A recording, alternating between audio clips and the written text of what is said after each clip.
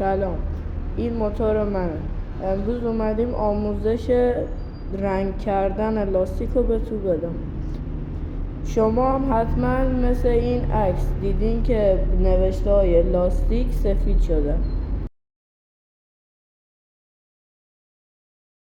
و حالا ما هم اومدیم این آموزش رو براتون بذاریم که نوشته های لاستیک رو سفید کنیم. اول از همه چی یه پارچه میارین و قبلش حتما لاستیک رو تمیز شسته باش.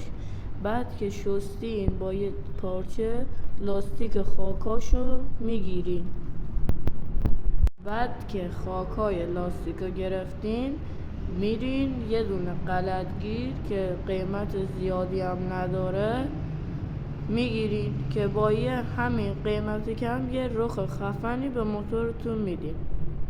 بعد همش میزنیم و من چند بار امتحان کردم و رنگش میره بعد چند وقت، ولی شما که بار اولتونه مایع بزنین به لاستیکتون، نه همه جاش.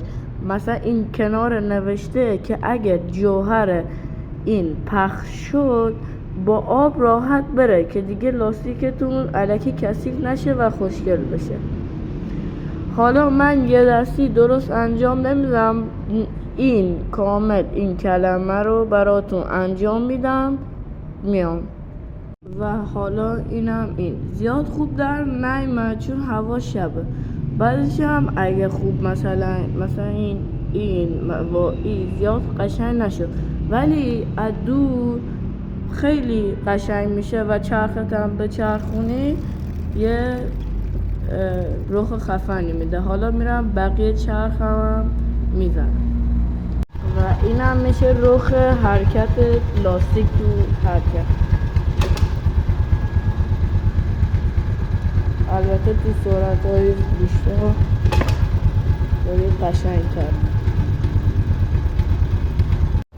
و راستی تا یه 2-3 روز بهش واکس لاستیک و آب و این چیا نزن.